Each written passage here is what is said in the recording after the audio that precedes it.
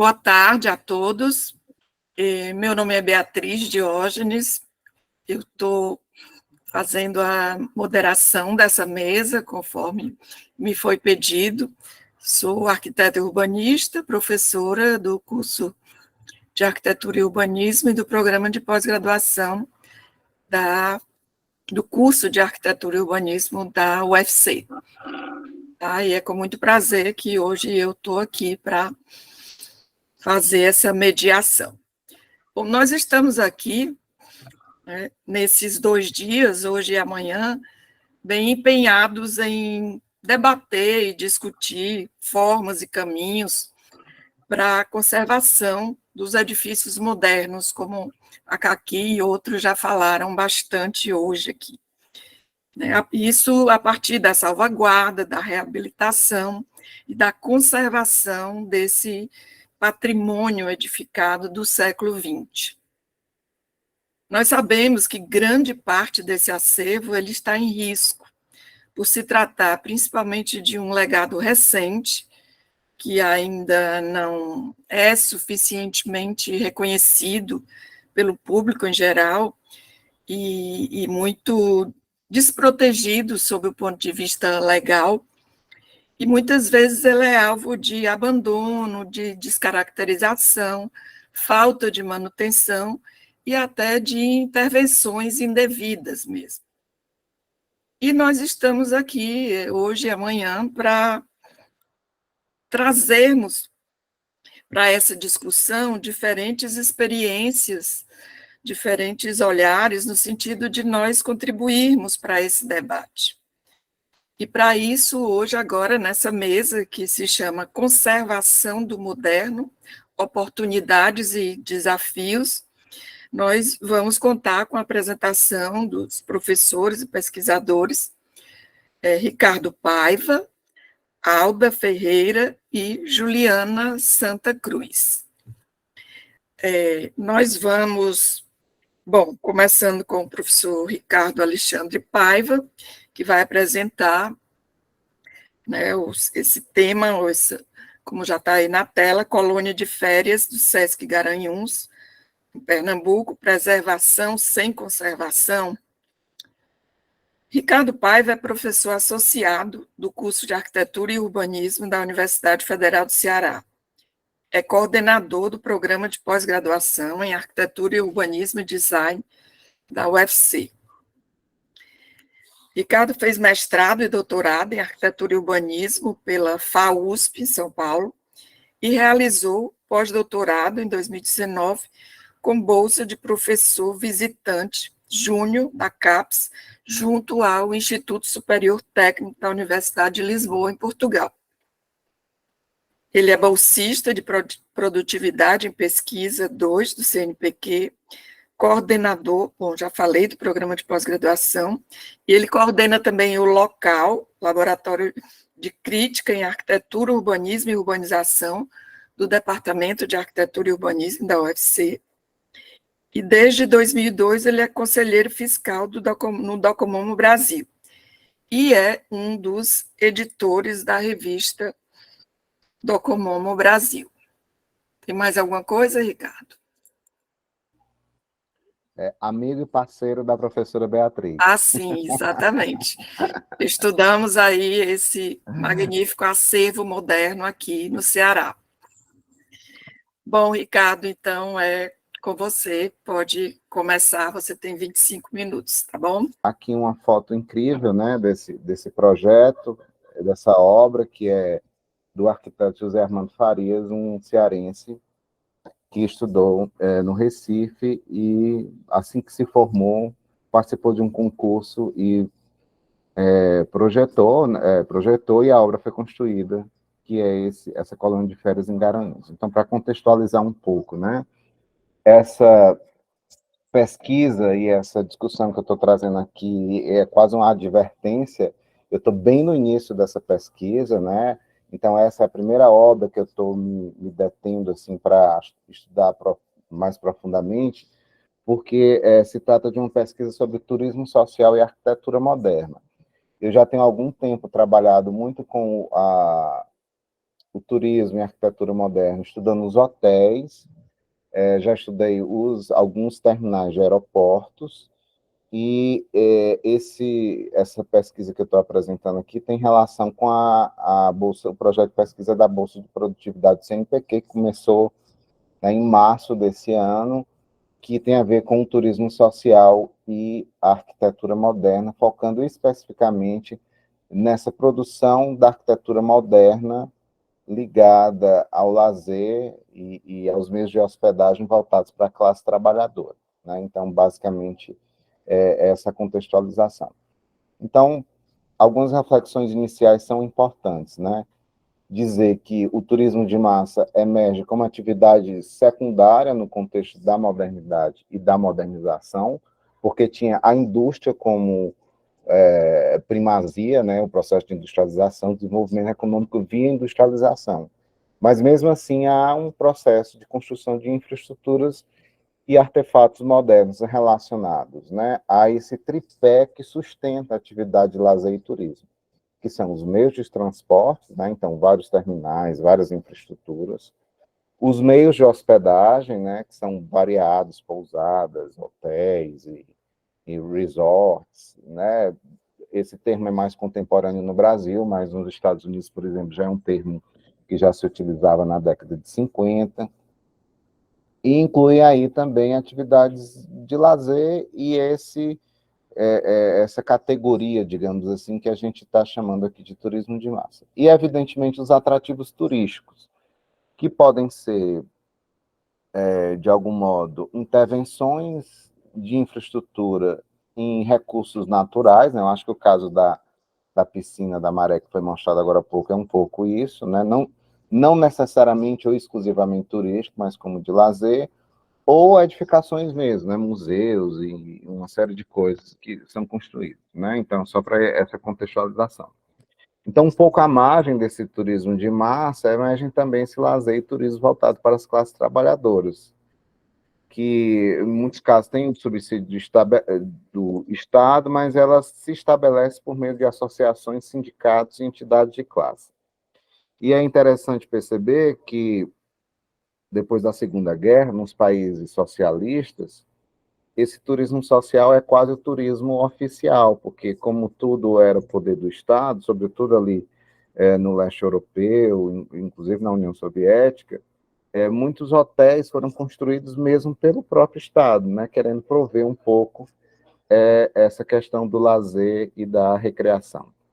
Então, esse turismo social tem a ver com essas estratégias para fomentar o lazer, a recreação, o veraneio e a velegiatura, sem necessariamente ter como objetivo a obtenção da mais-valia. Então, isso é um dado bastante interessante, porque ele tem, de alguma maneira, algum subsídio do Estado, ou, lógico, em algumas situações é necessário pagar, mas para manutenção propriamente do equipamento do que para que você possa obter lucro.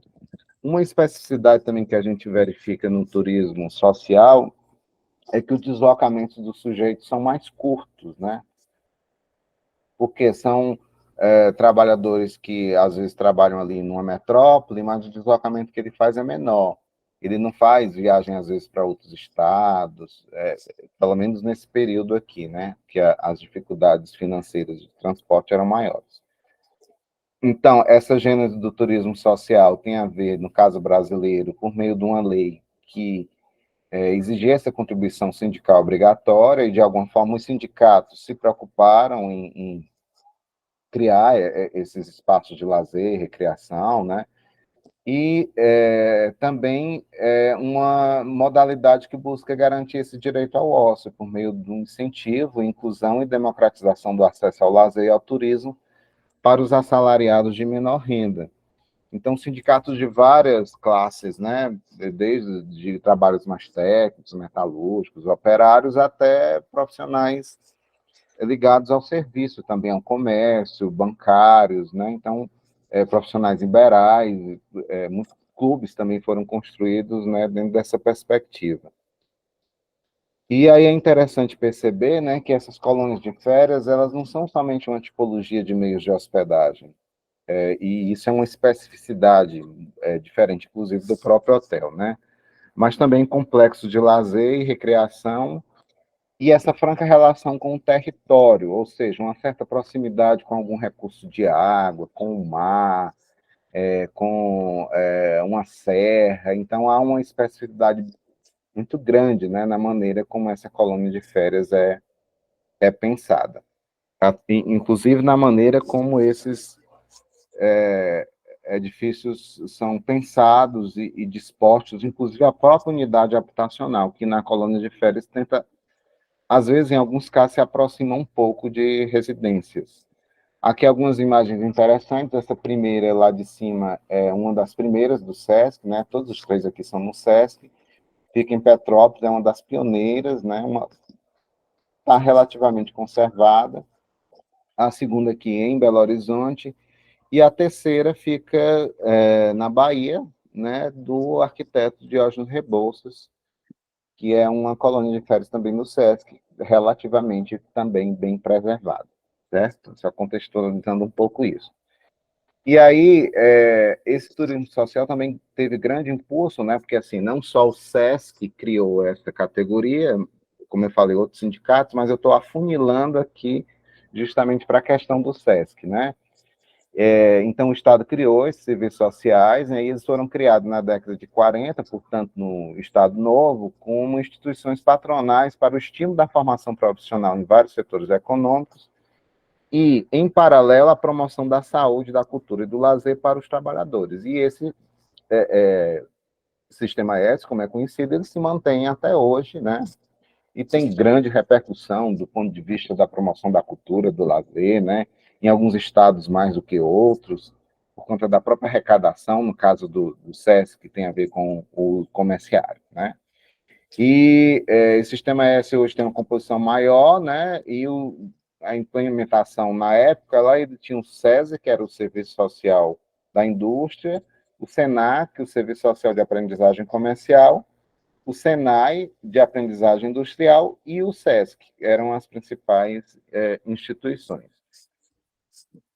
Então, essa minha comunicação é um esboço, digamos assim, um ensaio, né, do que eu vou fazer com outras, no sentido de discutir a relação entre o turismo social, o lazer e a produção da arquitetura moderna do Brasil, identificando e avaliando sumariamente o estado de conservação, porque, na verdade, a pesquisa tem essa intenção mais de criar esse panorama, de mapear, de construir esse inventário, sempre pensando nessa diversidade, né? Não no lugar específico, mas olhando as obras mais emblemáticas em todo o território, inclusive, às vezes, estabelecendo estudos comparativos. Portanto, não é se aprofundar em uma, mas é construir esse panorama, conforme eu fiz com alguns hotéis e com as colônias e com os terminais de aeroportos, certo?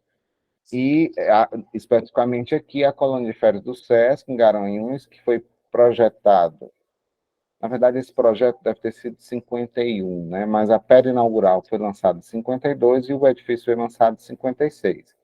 E foi projetado por esse arquiteto cearense chamado José Armando Farias, que morreu muito precocemente, em 74. E aí foi possível, aí falando um pouco do criador, né? Ter acesso a esse material, tanto da colônia como sobre o arquiteto, porque a família resguardou todo o acervo, inclusive o Armando Farias, filho, né, do José Armando Farias, participou do segundo SEDOC dentro daquela mesa dos acervos particulares. Então, eu e a professora Beatriz, por ocasião do 5º Docomomo Norte-Nordeste, que foi realizado e organizado por nós aqui no Ceará, apresentamos um trabalho sobre a contribuição do Armando Farias para a arquitetura moderna em Fortaleza, né? Então, aqui, trazendo só essa lâmina aqui para vocês conhecerem um pouco ele. Ele se formou no Recife, ainda quando era Escola de Belas Artes. Ele foi o primeiro arquiteto cearense a se formar lá, né? Depois veio o Ivan Brito, que infelizmente faleceu no ano passado, depois o Reginaldo Rangel, né? Que são esses arquitetos que vão protagonizar o início da arquitetura moderna aqui em Fortaleza, né? A escola era uma referência muito grande no Norte e Nordeste, essa escola do Recife. Na altura, ela era, na década de 50, uma das 7 escolas de arquitetura no Brasil, portanto, ela tinha um caráter, digamos assim, centralizador, e ela confirma aquele movimento, né, e o próprio conceito que o Hugo levanta da ideia dos arquitetos migrantes peregrinos. Esqueci aqui, são 3 categorias aí, depois o Hugo me lembra. Porque ele estuda no Recife e volta para a terra natal, mas aí, no caso, ele volta porque ele chega a projetar algumas coisas em Recife, mas ele vê essa oportunidade de voltar para o Ceará, né? E foi interessante porque ele também teve contato com obras modernas internacionais. E na altura, né, quando a gente foi escrever o artigo sobre ele, a gente vê que ele foi aluno do Mário Russo, por exemplo, mas não foi aluno do Bossoi, né? É interessante, né, quando a gente cruza as datas, perceber esses encontros e desencontros. E essa viagem à Europa, a gente conseguiu essa fonte por meio desse livrinho aqui, que era um caderno organizado pelo centro acadêmico, né, da Escola de Belas Artes, que dava um panorama do que era produzido na arquitetura e na arte, no próprio ensino, e também relatava um pouco a trajetória aí das turmas, etc. Eu vou ter que me apressar aqui um pouquinho, que eu ainda nem cheguei no prédio. Aqui alguma imagem dele nessa viagem, né, aí na Europa, inclusive no norte aí da África, no Egito. Aqui aparece ele, ó. E aqui também ele aqui pousando na prancheta, tá?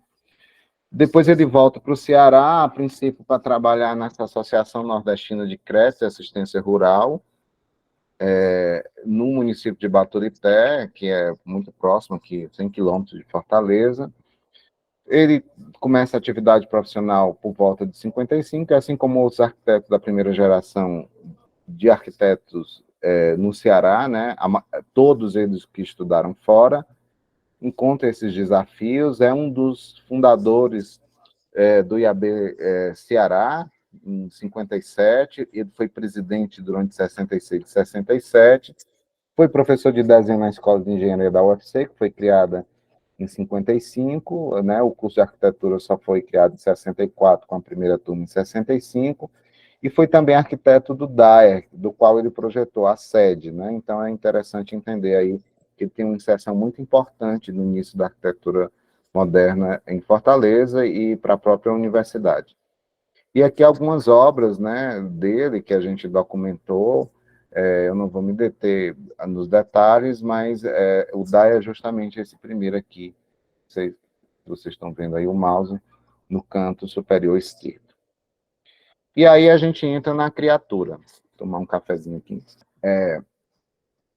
Esse histórico eu consegui graças a uma contribuição do próprio SESC. Eles me enviaram um histórico, né, da implementação. Então tem sido interessante, porque o SESC, inclusive, é uma entidade muito organizada. Eu acho que eu não vou ter muitas dificuldades com fontes em relação, pelo menos, ao SESC, né? Não só esse de Pernambuco, mas como outros no Brasil afora. Então, ele é um município bastante importante no agreste de Pernambuco, né? Ele tem essa amenidade, digamos assim, porque fica a 800 metros de altitude, configurando-se até hoje, né, como uma estação de veraneio, de férias. E aí, em 48, o SESC firmou essa parceria com o Hotel Petrópolis, arrendando ele, né, para que pudesse hospedar esses comerciários, né? E, a princípio, eram acomodações para grupos de 40 pessoas, que proporcionava 80 férias mensais, né? Porque as férias eram sempre 15 dias. Então, era um pouco determinado esse tempo, né? Então, era um programa de férias gratuitos para o comerciário e construir uma experiência inédita no nosso meio, onde, de resto, não existiu o hábito higiênico das férias anuais, sendo mesmo comum o pagamento ilegal das férias sob pressão do próprio empregado. Recebendo salário reduzido, o comerciário, em geral, não poderia sair da cidade durante o período das férias anuais.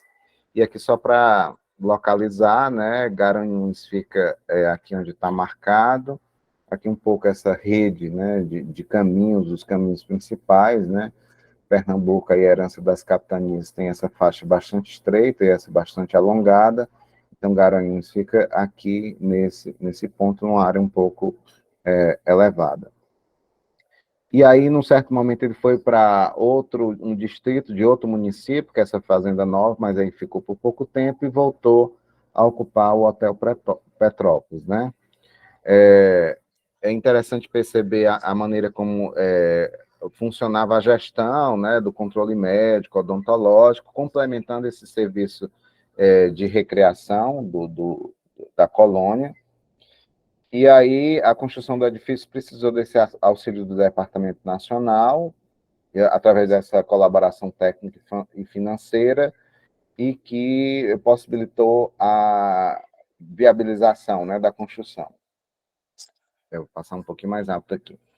Então, o terreno foi doado pela municipalidade, um terreno bem generoso, bastante inclinado, uma diferença de cota para mais de 10 metros, e aí foi promovido o concurso, aí isso é uma incógnita, eu não sei ainda quem participou do concurso, era um concurso para estudantes em estágio de finalização, né? Então é uma coisa que eu estou bastante interessado em saber, porque é uma forma de entender essas conexões.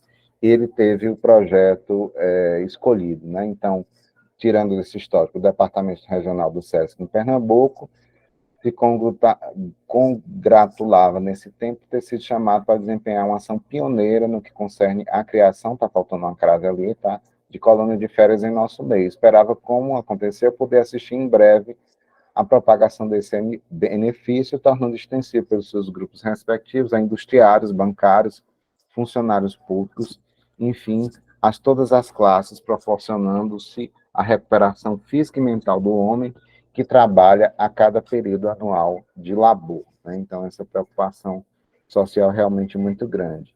Isso aqui é a descrição que tem nesse histórico, eu não vou me deter, mas tem um aspecto que é interessante, que é a quantidade de pessoas e a capacidade que ela tem, né? 82 pessoas, edificações coletivas, então vou resgatar um pouco isso, porque, na verdade, essa disposição do uso e a forma, inclusive o desenho da forma de se hospedar muda bastante com o tempo, né?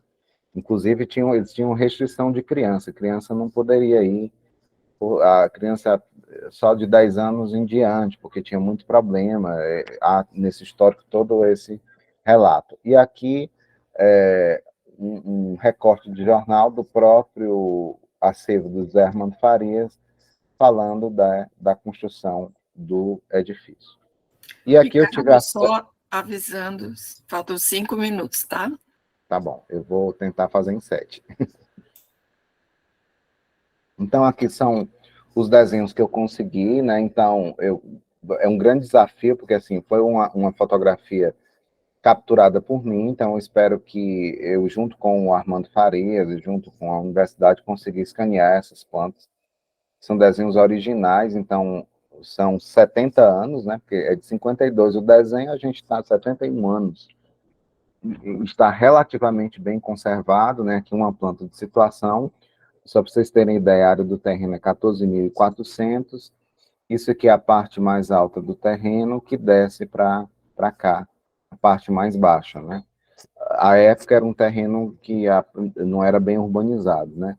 E aqui alguns desenhos originais, aqui fica toda a parte de alojamento, e aqui serviço, né? Aqui é uma área comum, como se fosse um salão de festas, e aqui também áreas sociais e uma grande varanda, né? Formando essa curva e se adaptando um pouco à própria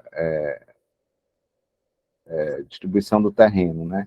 E aqui são os quartos, né? Quartos que são meio de família e alguns quartos que são comuns, né? Consegui também esses cortes, a minha pretensão é fazer a modelagem digital desse edifício, já que essa informação está tão clara, aqui as elevações também, né? Inclusive contando aí com essa questão dos desníveis, é um projeto muito interessante.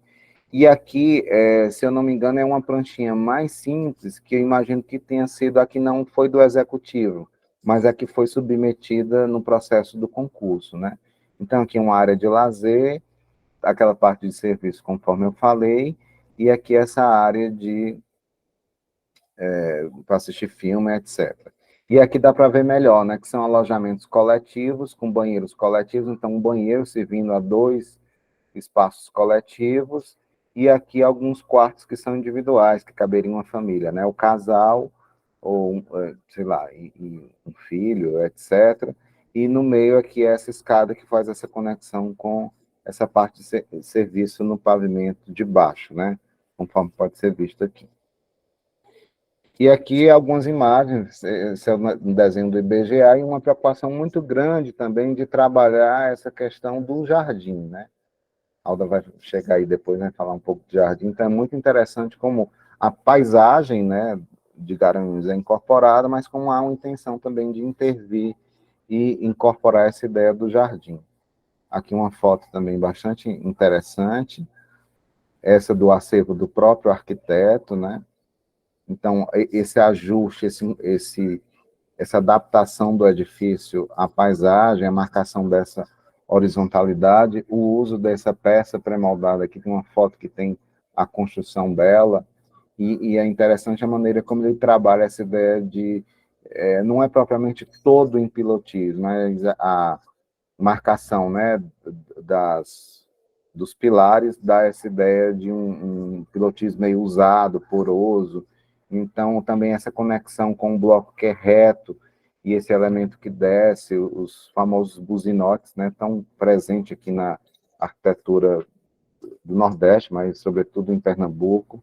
E aqui a vista que se tinha da paisagem, né, uma área serrana, inclusive pensando nesses espelhos d'água, então é muito interessante. E aqui, ó, a construção justamente desse elemento vazado aqui, a placa não dá para enxergar muito lá a construção, né? É uma coisa que eu vou ter que investigar para ter exatamente essa documentação correta. E aqui a situação hoje, uma transfiguração muito grande. E eu chamo da obra transfigurada, mas também uma paisagem transfigurada, né? Porque é lógico que antigamente tinha uma definição de lote, mas a forma como hoje a cidade chega, né, e a própria divisão entre, ou ruptura entre esse ambiente privado do hotel e esse parque que existe aqui do lado, é muito grande. E a maneira como, por necessidade, esse edifício precisou ser ampliado, né? Eu consegui, com o SESC, né, um arquiteto do SESC, essas plantas originais, ele se mostrou muito interessado no trabalho, porque ele tem interesse de que, de alguma maneira, ele possa resgatar, em alguma medida, a aparência, porque eu uso, assim, a distribuição funcional, acho mais difícil, desse edifício que eles chamam do edifício do S, né, porque foi feita uma ampliação realmente muito grande, vou passar um pouquinho mais rápido, que é uma planta do térreo, né? Então, a necessidade mesmo de criar mais unidades habitacionais, porque, na verdade, para entender essa questão do SESC, que não é mais uma colônia, é um hotel, né? É entender também como mudou essa dinâmica da hospedagem, a própria mudança que houve em Garanhuns em termos de atratividade e de demanda, né? Então, isso é um aspecto bastante interessante. E aqui, aqueles quartos coletivos que a gente viu lá no desenho original, eles foram redistribuídos e marcados numa tipologia mais convencional de hotel, né? Banheiros agrupados 2 a 2, quartos individualizados. Aqui eu não quis mostrar os outros edifícios, que tem também quartos e coisas complementares, mas mostrar basicamente essas modificações, né? Então, uma descaracterização realmente muito grande, né? Seja nesse tipo de intervenção, em termos de proporção, de relação com a paisagem. Então, é uma coisa realmente absurda, né? Essa desconfiguração de toda aquela parte de apoio, né? É realmente muito significativa. Aqui, né, um prejuízo muito grande foi a substituição daquele parede de Cobogó por essas esquadrias. Então, era uma coisa muito marcante, assim, na obra, esse tipo de intervenção aqui, né, de complementação dessa área, há uma descaracterização realmente muito significativa. E também a questão da maneira como esses espaços não edificados foram utilizados. E aí eu fiquei pensando até que esse título poderia ser diferente, quase que nem preservação, nem conservação. A primeira ideia que eu tive é que, na verdade, a colônia de férias do Sesc é um exemplo de que você mantém o uso, né? Então, eu quis dizer que o uso se preserva, mas ainda assim o edifício foi muito transformado, né? Ele foi muito deteriorado, ele foi muito descaracterizado. E, de alguma maneira, né, aqui eu trago essa citação, que diz, né, que o funcionalismo é um dos principais pilares da arquitetura moderna e definidor do projeto, né, que o McDonald discute que, em razão disso, a adaptação dos edifícios modernos às necessidades contemporâneas de uso, conforto e segurança pode se tornar mais complexa que no caso de edifícios de períodos anteriores, pois grandes mudanças funcionais e estruturais subvertem sua concepção projetual. Eu concordo com isso, mas discordo um pouco, porque eu acho que essas adaptações de conforto, tecnologia, acessibilidade e segurança, e a própria relação com a paisagem, se ela está fundamentada em teorias de conservação e da especificidade da conservação dos edifícios modernos, é possível fazer intervenções de qualidade, porque eu acho que é uma questão de projeto, cabe aos arquitetos, então não justifica, né, que essa modificação tenha sido feita dessa forma, é lamentável. Eu acho que o desafio é ratificar a relevância histórica, historiográfica, cultural e arquitetônica, dada a materialidade desse legado construído para os trabalhadores, né, porque resgatar a importância dos edifícios, é resgatar também a história da maneira como os trabalhadores realizaram suas atividades de lazer, turismo e recreação, né? Também eu acho que a conservação perpassa por essa dimensão imaterial, né, intangível, de se pensar a hospedagem, dos próprios gestores, né, em alguns lugares, em São Paulo, né, o desenho institucional do SESC permite produzir uma arquitetura de muita qualidade, inclusive em obras de intervenção, como foi o caso do SESC feito pela Lina, né? Então, eu acho que não é impeditivo que se façam bons projetos de intervenção e de conservação em prol da sua preservação, não somente da manutenção do uso, como a gente vê aqui. Se manteve o uso de hospedagem, mas houve uma transformação muito grande, porque pode haver casos que aconteça o contrário. Você muda o uso e pode ter uma qualidade de intervenção e o edifício é muito bem conservado, né? E eu acho que a tipologia hoteleira permite isso em vários aspectos, por conta dessa ideia de protótipo do que é a unidade habitacional. Então, ela tem algumas especificidades que vai poder permitir isso, né? E, enfim, né, resgatar e construir esse resgate dessa arquitetura, contribuir para que eles possam servir de exemplo também como se pensar espaços coletivos e mais democráticos na atualidade. Então, agradecimento aqui ao CNPq, né, que dá o apoio à pesquisa, o Armando Farias, esqueci de botar o próprio SESC também, de Garanhuns, aqui o meu contato. Bom, obrigada, Ricardo. Então, dando continuidade aqui, vamos chamar a professora Alda Ferreira, da UFRJ, que vai falar sobre as perspectivas para a etnoconservação da paisagem cultural carioca. Só algumas informações sobre a professora Alda. Ela é arquiteta e urbanista, professora substituta do curso de paisagismo do Departamento de Artes Ambientais da Escola de Belas Artes da UFRJ, doutora em Ciência da Arquitetura pelo Programa de Pós-Graduação em Arquitetura da Universidade Federal do Rio de Janeiro e mestre em Desenvolvimento Urbano pela Universidade Federal de Pernambuco. É membro do Comitê Científico Internacional de Paisagens Culturais, ISCCL, ICOMOS, IFLA, e do CIPA, da ABAP e do ICOMOS Brasil, onde atua no Comitê Científico Nacional de Documentação. Faz parte também da coordenação do Documom Brasil na atual gestão. Atualmente, ela integra grupos de pesquisa do CNPq, o Laboratório de Arquitetura, Subjetividade e Cultura, Jardins de Burle Marx, Arquitetura e Lugar, Paisagens Híbridas e Jardinar, Paisagem, Arquitetura e Cidade. Professora Alda, seja bem-vinda. Pode começar aí a sua apresentação. Obrigada, Beatriz. Boa tarde a você, boa tarde a todos e todas. Agradeço o convite, né, da CAQI, através do Docomum Brasil, para mostrar um pouquinho dessa pesquisa que já vem se desenrolando há bastante tempo. Então, quero acrescentar somente que esse trabalho, ele vem, como eu disse, ele vem sendo desenvolvido há bastante tempo, desde o meu doutorado, de certa forma, especificamente sobre a paisagem cultural carioca, e já eu estou entrando agora no terceiro pós-doc, agora na geografia, buscando, né, compreender a questão da paisagem cultural. Mas aí vou falar aqui no decorrer da pesquisa. Só para contextualizar, em 2012, o sítio da cidade do Rio de Janeiro recebeu da Unesco o título de Patrimônio da Humanidade na categoria Paisagem Cultural. Né? Naquele momento era um título, inclusive, inédito no Brasil e no mundo, de certa forma, porque ele passou a ser o único sítio situado no meio urbano do mundo.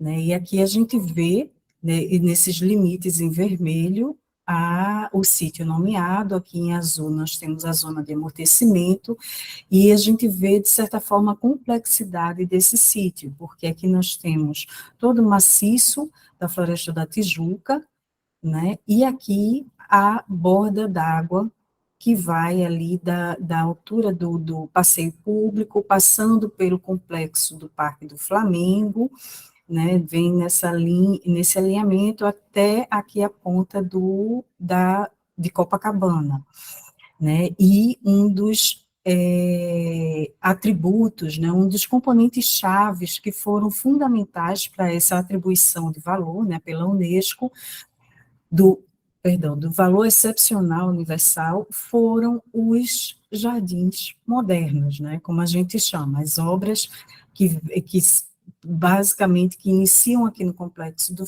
Flamengo e vêm até aqui o Pontal de Copacabana.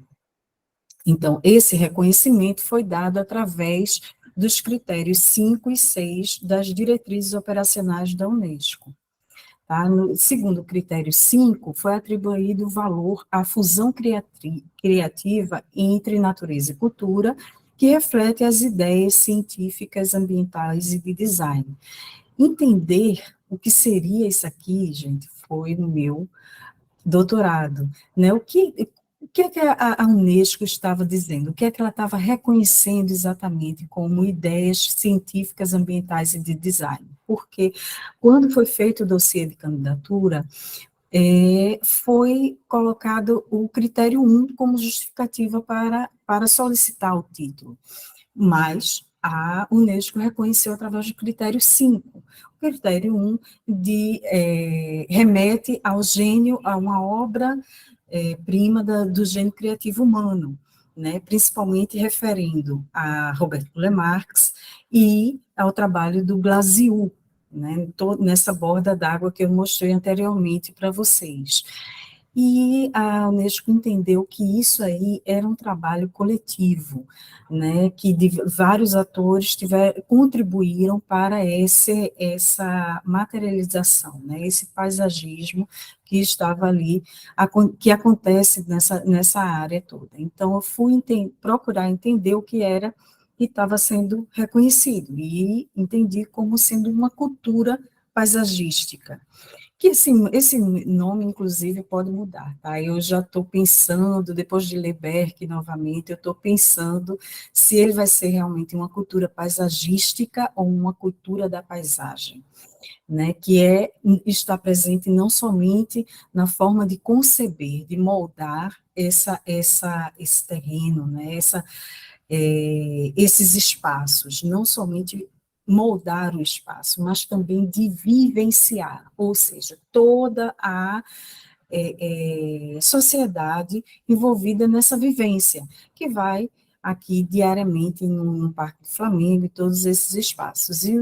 E a outro critério, segundo o critério 6, foi atribuído valor à paisagem cênica do Rio de Janeiro, que inspira a arte, literatura, música e tal, e aqui nós temos um momento chave agora vivendo, que é a intervenção que está sendo feita no Pão de Açúcar, que aí eu vou deixar para um outro momento.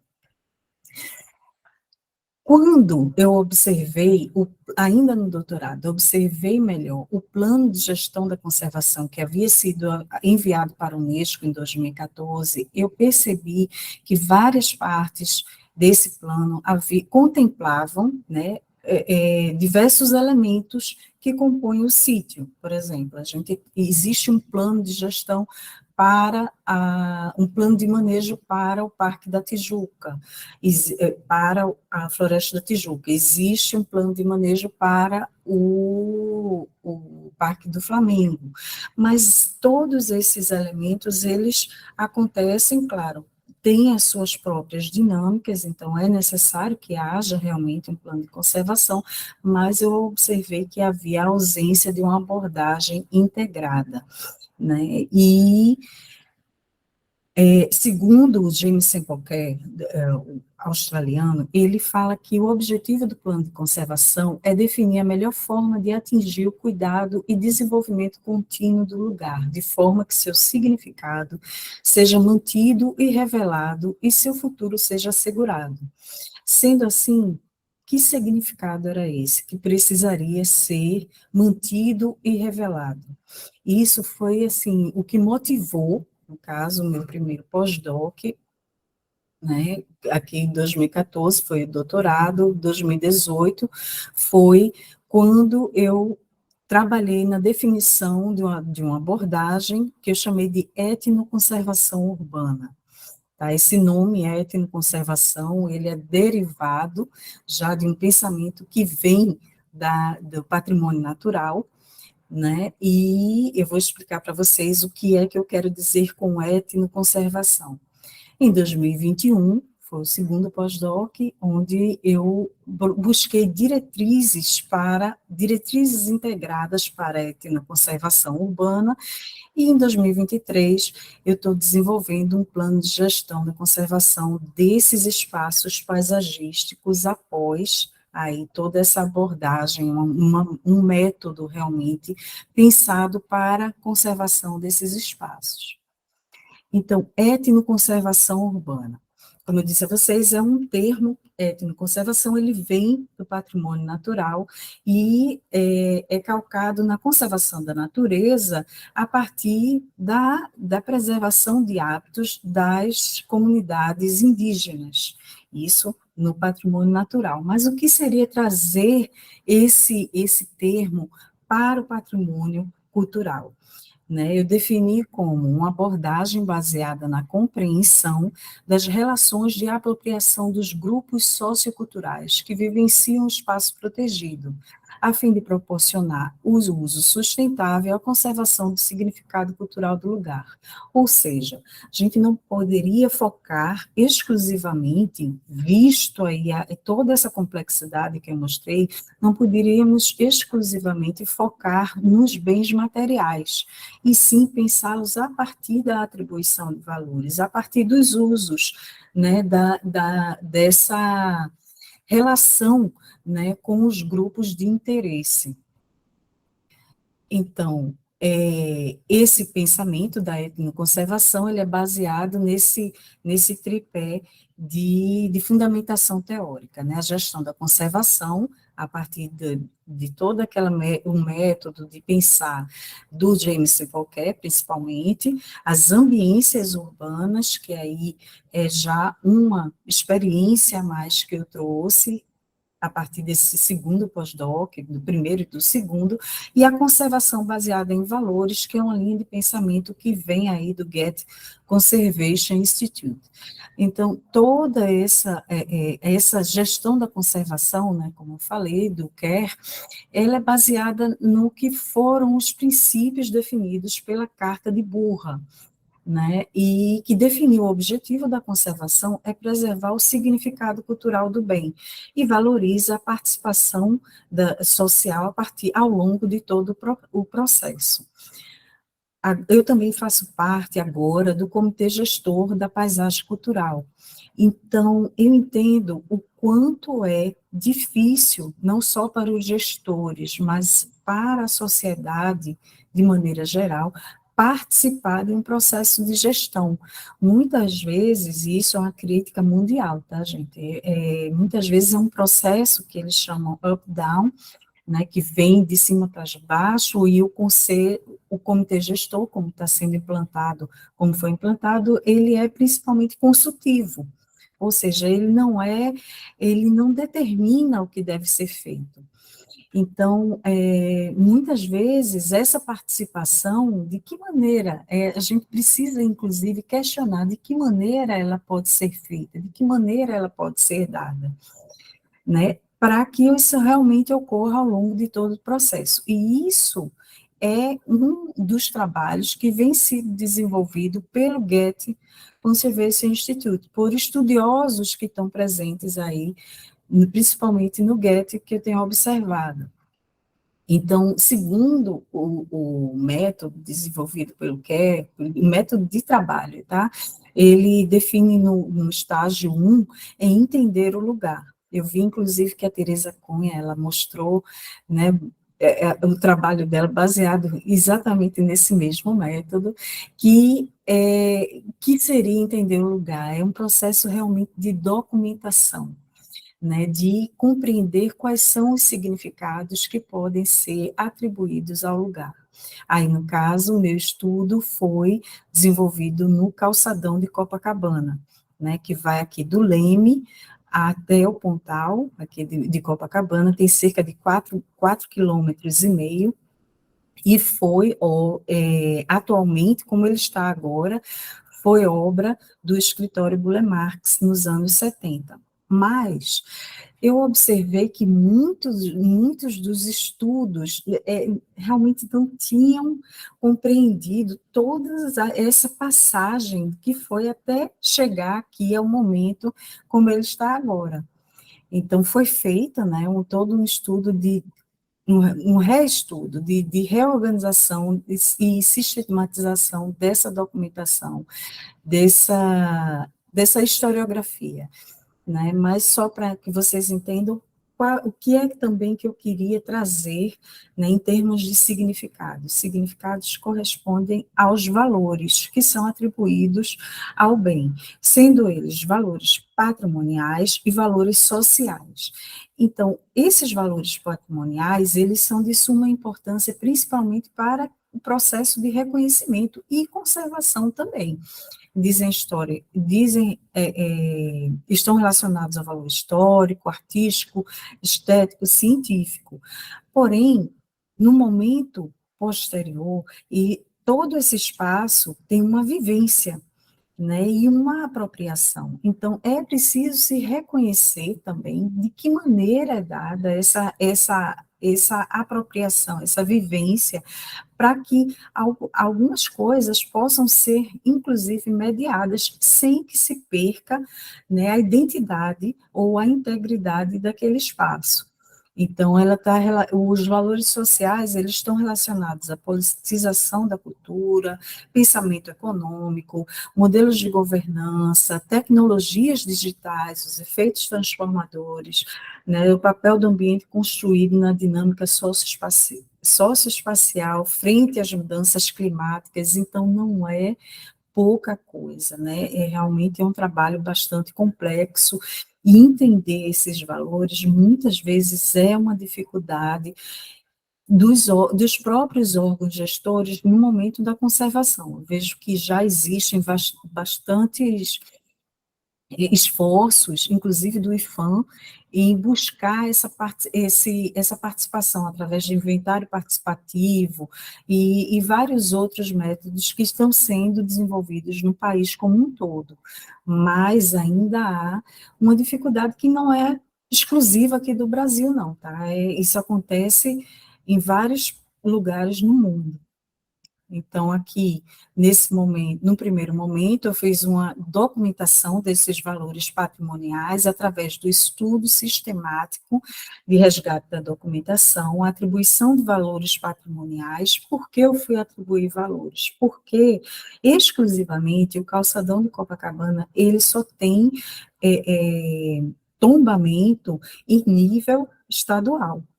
Então, eu precisava, agora eu peço perdão a vocês, que agora eu fiquei em dúvida se é estadual ou se é municipal. Eu já digo a resposta. E eu precisava realmente entender quais são os valores valores patrimoniais que podem ser atribuídos ao calçadão, né? E para que pudesse interpretar esse significado inicial, ou o significado que é dado no momento da concepção, né, no momento, inclusive, da construção desse espaço.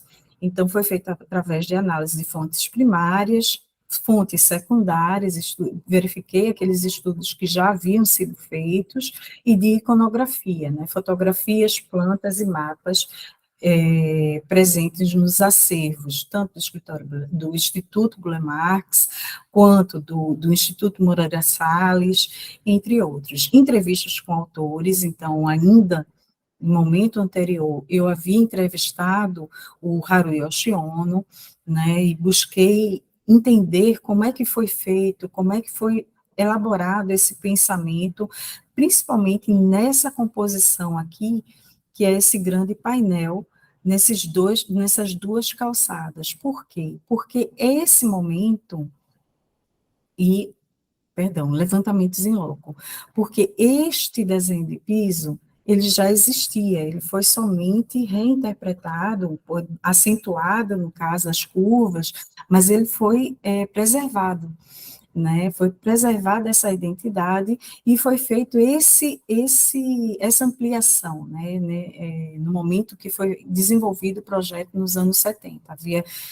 Haveria aqui, foi colocado aqui um emissário submarino, que é para captação de esgoto, e foi feito esse alargamento da via para que ela contemplasse esse aumento das vias de rolamento.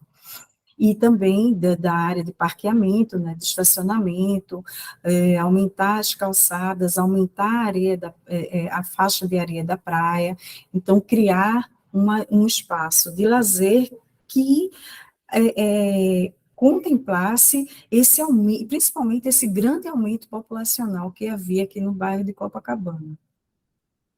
Então, aqui foi a linha do tempo, né, em vários momentos em que o calçadão passou, e aí eu coloco para vocês aqui a referência do artigo que eu escrevia Pelas Ondas do Mar, tá, ele está publicado na revista Mnemosine, né, e ele contempla e descreve todos esses momentos, né, em que o calçadão foi mudando as suas características para atender, inclusive, essa dinâmica, né, de crescimento do bairro.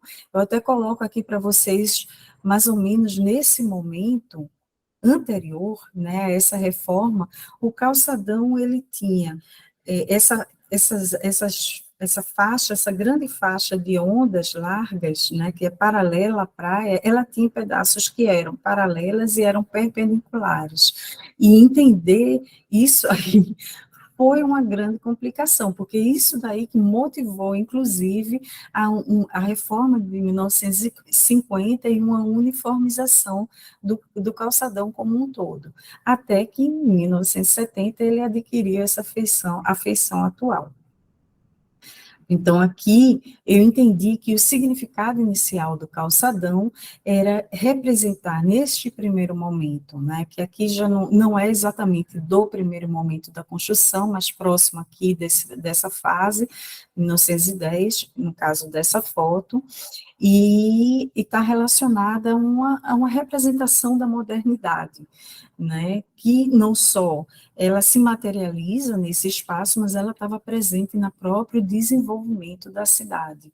E aqui o calçadão com essa feição atual, essa mais recente, que é uma representação da pós-modernidade. E aí eu também explico melhor nesse artigo que eu deixo de referência para vocês. Por que pós-modernidade? Por que usar esse termo?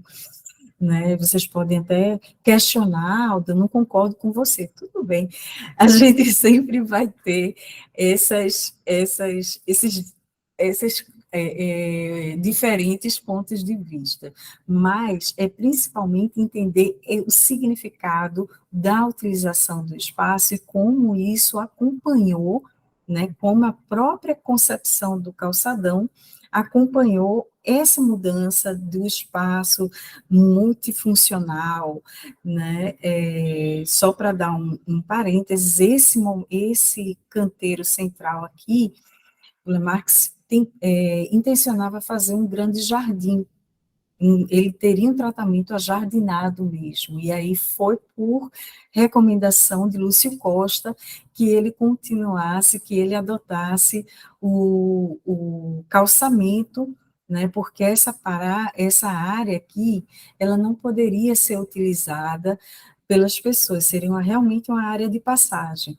Então, vocês entendam como ele já estava pensando nessa dinâmica de usos que estava aí, né, se materializando nos espaços como um todo. E aqui foi o segundo momento, né, do pós-doc, que foi quando foi feita a documentação desses valores sociais. Alda, só para avisar, faltam 5 minutos, tá? Tá bom, obrigada. Então, foi feito através das ambiências urbanas, como eu falei anteriormente. Então, foi utilizado um método etnográfico de vivenciar esses espaços e entender como as pessoas atribuem valores, atribuem significados a eles na contemporaneidade. Então, foi feito através de observação participante, etnotopografia, que é entender a etnografia e mapear realmente ela, como é que ela acontece, até um método desenvolvido pelo LASC, que é o Laboratório de Arquitetura, Subjetividade e Cultura, da UFRJ, vinculado ao PROARC, né, e teve a supervisão da professora doutora Cristiane Duarte.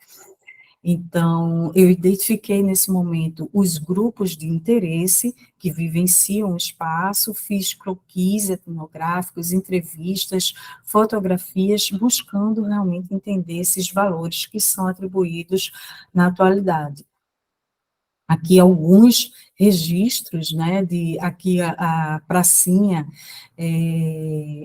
já que no comecinho do Leme, como é que essa dinâmica de valor econômico, como ela acontece através desses movimentos de feiras, então, como as pessoas vivem o lugar, como esse lugar, às vezes, extrapola, não é somente o espaço que é construído, mas como ele extrapola para a praia, como a praia também, ela faz como um zoneamento no espaço.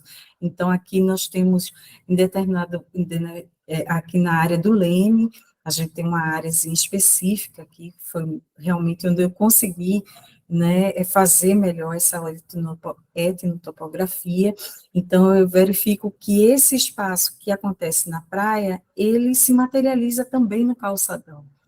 Né? Então, aqui é um quiosque que tem toda essa apropriação do público LGBT, e aqui, por fim, eu mostro a vocês como alguns elementos que foram introduzidos, né, foram especificados pelo escritório Burle Marx, como o algodoeiro da praia, inclusive ele tem sido modificado pelos moradores por conta de criar obstáculos nesse passeio. E aí eu vou, no segundo momento, questionar, será que isso deve ser modificado ou não? Em que medida isso pode ferir a integridade do espaço? Né? Aqui várias palavras que surgiram no momento das entrevistas, e aqui a que mais aparece nessas entrevistas, nesse estudo topográfico, nessa relação que as pessoas sentem com o espaço, é a palavra liberdade. né? E como elas se apropriam realmente do espaço, como elas se sentem quando chegam ao calçadão. E aí, aqui estão os valores patrimoniais que eu atribuí, e eu fui fazendo essa ratificação dos valores patrimoniais e identificando outros que acontecem na atualidade, né? Isso tudo para entender qual o significado cultural do calçadão de Copacabana na atualidade. Isso, só em resumo, eu coloco como uma distinta promenade de simbólica qualidade estética, que retém evidências da cultura paisagística do lugar e da produção de artistas, com intenso uso social, econômico e integração ambiental, e que inspira o afeto popular. Ele tem, em frente ao sítio, como um todo, ele tem um nível de excepcional significância, ou seja, ele realmente precisa estar ali como um dos elementos fundamentais, um dos componentes-chave fundamentais do sítio na questão da sua conservação, né? Então, esse foi o estágio 1, né, que, segundo o método do Kerr, e agora eu estou indo para o estágio 2, que é definir uma política de conservação e sua implementação, estratégias para a implementação. Aqui eu deixo meus agradecimentos ao CNPq, ao LASC como um todo, mas principalmente à professora Cristiano Duarte, e agora, nesse momento, ao professor Rafael Winter, né, do Geopol, Laboratório de Geografia Política da UFRJ. Agradeço pela atenção e me coloco à disposição para quaisquer dúvidas que venham a surgir. Ótimo, Alda, obrigada. Muito interessante a sua fala. E vamos continuar agora com a terceira palestra da Juliana Santa Cruz. Tá, Juliana? Olá, professora, boa noite. Bom, a Juliana é arquiteta e urbanista pela Universidade Federal de Pernambuco, mas fez mestrado e doutorado em engenharia civil também pela UFPE, na área de estruturas, construção civil. Ela tem experiência na construção civil com ênfase em patrimônio histórico edificado. Atua como pesquisadora do patrimônio edificado moderno na área de conservação e tectônica, analisando as manifestações patológicas dessas edificações e suas relações ambientais de clima e o estado de conservação das técnicas construtivas. Ok, Juliana? Sim, professora, obrigada. Bom, quando você quiser começar. Olá, pessoal. Obrigada, professora. Antes de mais nada, obrigada por estar aqui, né, a professora Alcida, pelo convite. O Copan, no primeiro, eu participei como ouvinte e é muito agradável estar aqui como pesquisadora. A gente vai falar hoje sobre a questão da tectônica, né, a conservação do concreto armado, especificamente sobre a edificação da SUDENE, né, que foi a Superintendência de Desenvolvimento do Nordeste. Essa edificação se situa em Recife, Pernambuco, tá bem? Primeiro a gente vai falar do projeto, né? Houve um anteprojeto de Glauco Campelo, que foi feito em 1967. Esse projeto, ele não foi executado, em virtude de questões políticas, né? A gente estava na época do regime militar. E aí, o que acontece? Esse anteprojeto de Glauco Campelo vai inspirar, na verdade, o projeto que foi, de fato, executado. Então, nesse projeto de Glauco, ele vai ter 2 volumes principais, que são interligados por um volume em perpendicular a esses 2 volumes, né? E aí ele setoriza os usos. Isso permanece, né, no projeto de Maurício de Castro, que foi o projeto executado. E aí ele setoriza, no volume A vai estar os departamentos, no volume B vai ter os gabinetes de superintendência, assessoria e os diretores. Quando a gente vê o projeto de Glauco e o projeto que foi executado por Maurício Castro, a gente percebe uma diferença na questão da volumetria, apesar de ter semelhanças no traço da volumetria principal. Lembrando que o complexo da Sudene, ele é composto por 8 edificações, né? Então, esse comportamento sinuoso, ele permanece, a questão dos usos permanecem, de certa forma. Entretanto, essa volumetria inicial, ela é alterada no projeto de Maurício de Castro. E aí a gente vê o projeto de 67, um anteprojeto, e o projeto que foi executado, na verdade, é a edificação, né, uma vista panorâmica da edificação, que foi executado em 1969. E aí a localização, né? Esse conjunto, ele é um conjunto arquitetônico brutalista, você vê muito a presença dos materiais, entretanto, há sim a utilização de alguns elementos como revestimento dessa edificação. Ele se situa, de acordo com o ESIG, né, na cidade universitária, apesar de todo o entorno imediato estar no Engenho do Meio, no bairro do Engenho do Meio. Como a gente falou, ele é um complexo de 8 edificações, que existem jardins de Boulemax, né, jardins tropicais, e grandes espelhos d'água que foram projetados por ele. Atualmente, essa edificação ela se encontra sem uso, tá certo? E só a porção sul da edificação, que na verdade de uma edificação de menor porte, tá certo? Ela está sendo utilizada pelo IFPE. E aí a gente vê uma foto da edificação principal, na vista justamente do pavimento dos pilotis, e a gente consegue ver ao fundo aqui, não sei se dá para ver no mouse, acho que dá para ver, sim.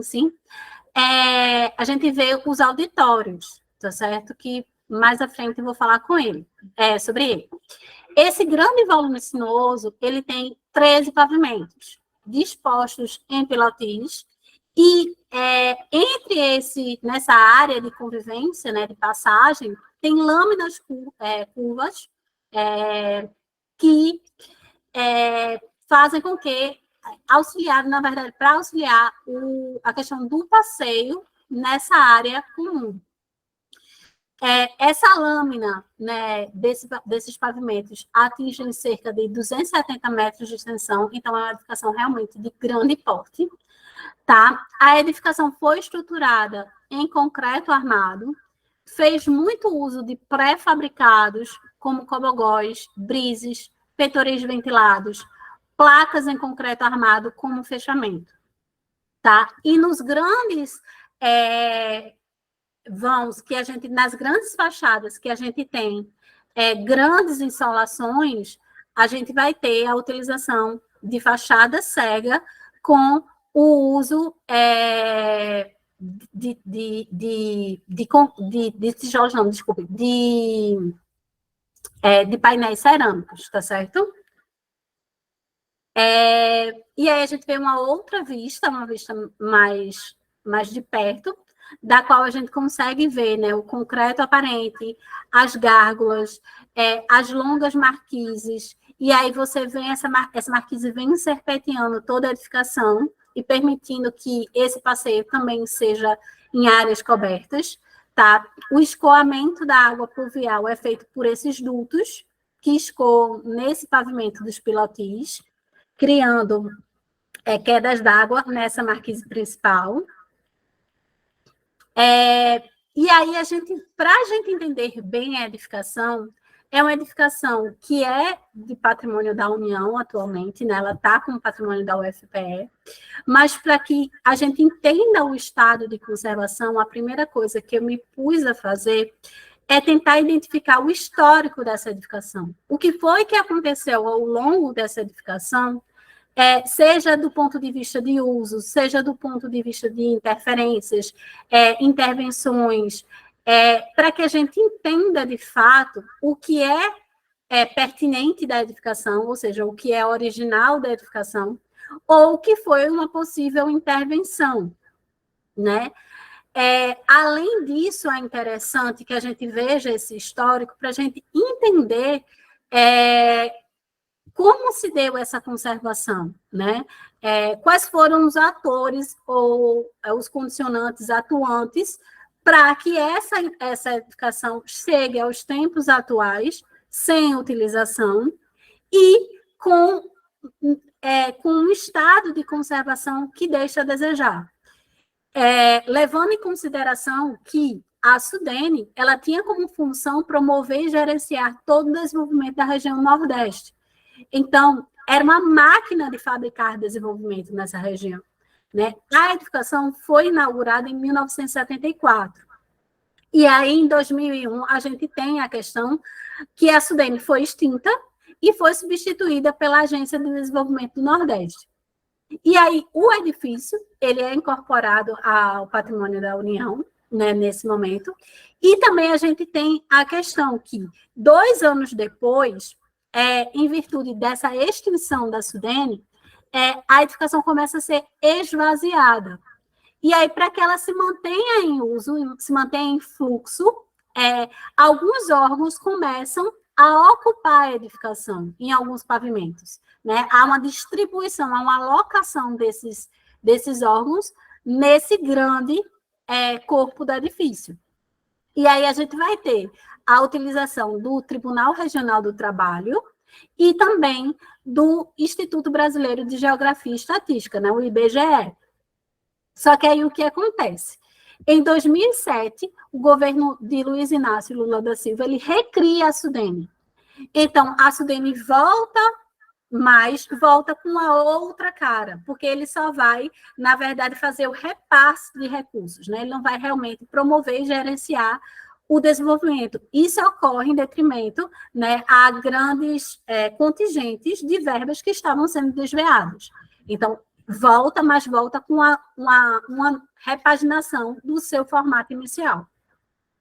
E aí, nesse momento, o edifício passa por algumas reformas, segundo tanto a literatura, né, porque esse histórico eu consultei algumas reportagens a princípio, né, a gente consultou artigos científicos que falavam da edificação, entretanto, sobre o ponto de vista da técnica construtiva, a gente tem dificuldades de acesso a esse tipo de literatura, por não existir de fato, né? Existem poucos trabalhos relacionados a isso, que falam sobre as técnicas construtivas de maneira bem en passant.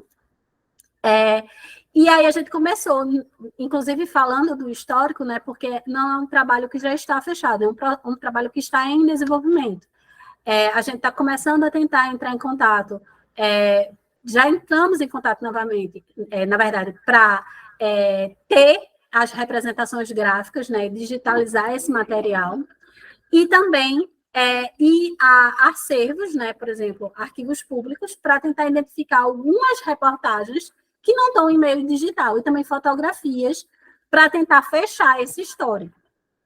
E aí, sim, aí, nesse momento, em 2007, há uma reforma na edificação. Possivelmente, o último pavimento já apresentava algum tipo de manifestação patológica, né? E aí ele passa por reformas.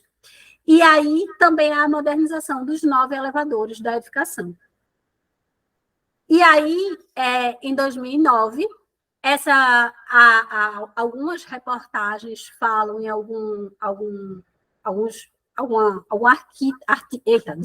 artigo fala também, sobre que em 2009 existem manifestações patológicas presentes na edificação, principalmente nos blocos de fundação, que é uma coisa preocupante, não é verdade? Porque é uma manifestação patológica na estrutura base da edificação, e também nas paredes e lajes do subsolo.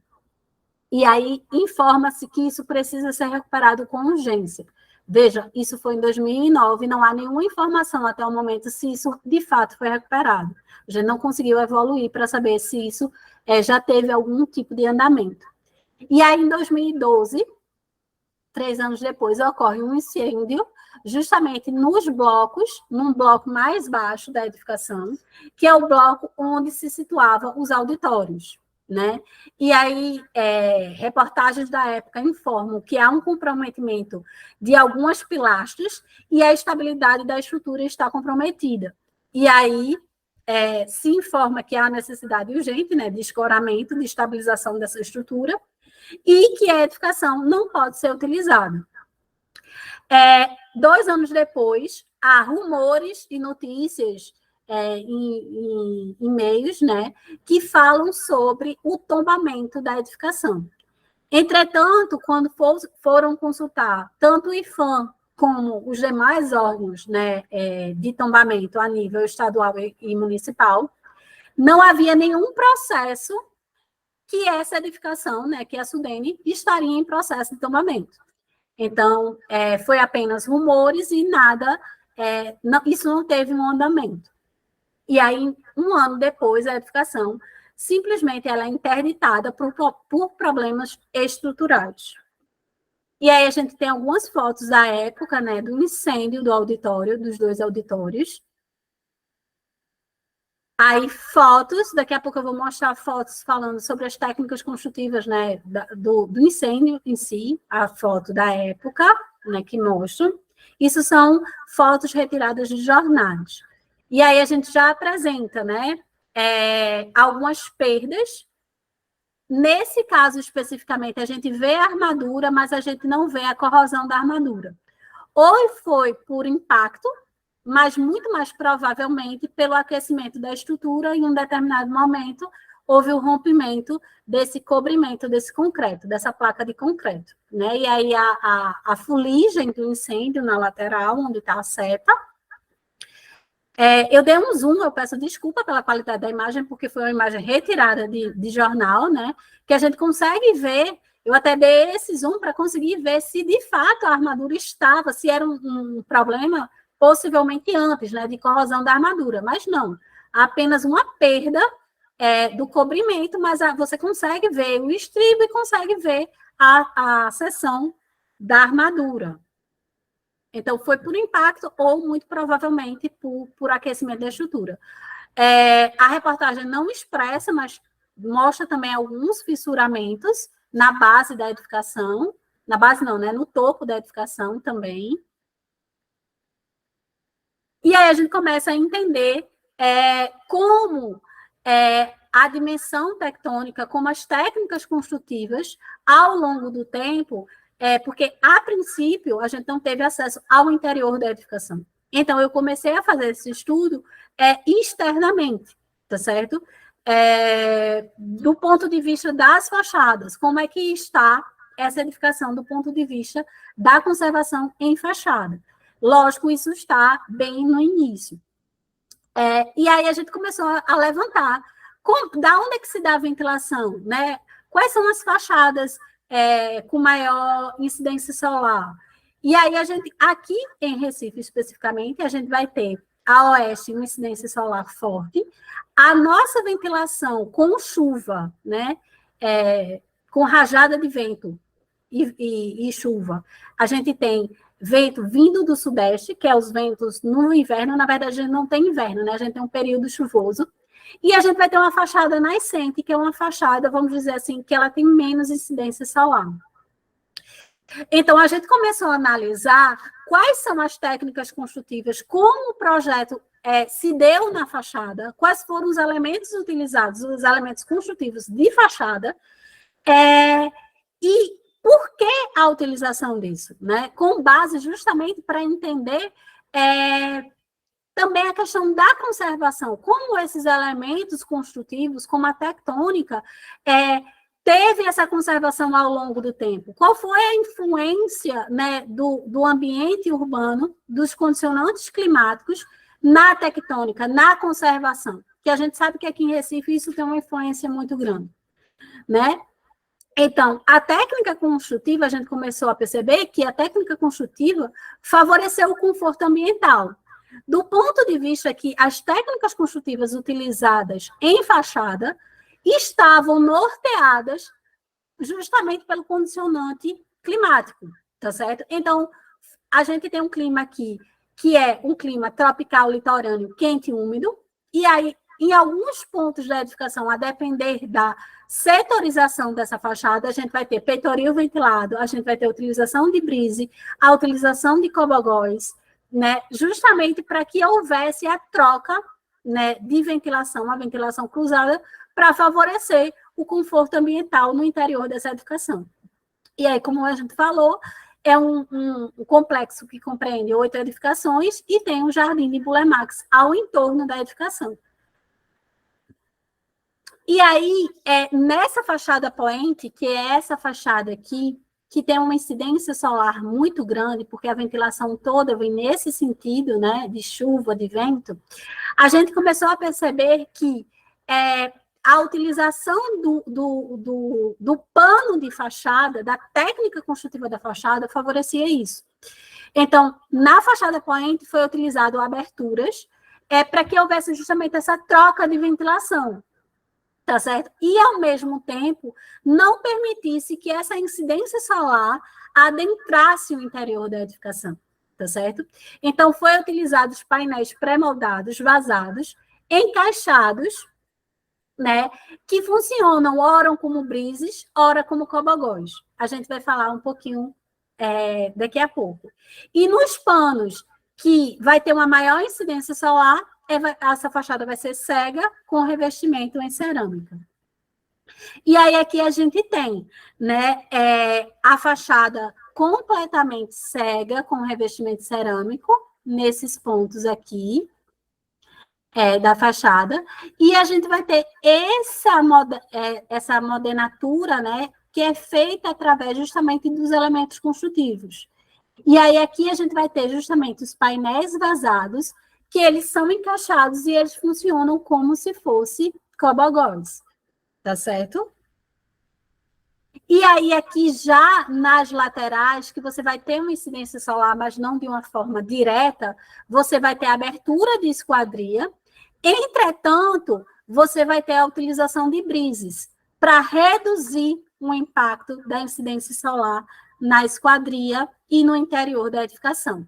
Então, a gente começa a perceber a utilização, né, de pequenos brises para justamente facilitar a abertura das janelas, né, e recuar um pouco a esquadria, facilitando justamente a questão da iluminação, mas não a incidência solar. A gente percebe até que o pano da fachada, ele recua um pouco, né, da fachada, ele não está rente à fachada justamente para criar essa sombra, né, na fachada e não favorecer tanto a questão da insolação. Na fachada norte, a gente vai ver que ela é completamente, na edificação de grande volume, né, ela é completamente cega e vai ter o revestimento cerâmico. E aí, a gente começa a perceber a utilização de concreto de formas distintas em alguns pontos da edificação, né? Aqui a gente vai ver uma parte da edificação mais recuada, a gente vai ver na foto posterior, que é justamente ao lado do auditório que sofreu um incêndio, né? E aí a gente vai ver que o concreto ele foi dosado e a forma do concreto deu a textura da edificação, né? Ele fez uso da forma como elemento estético de finalização de acabamento. Juliana, com licença, só para avisar, faltam 5 minutos, tá? Nossa, misericórdia, vou correr. Então, vamos lá.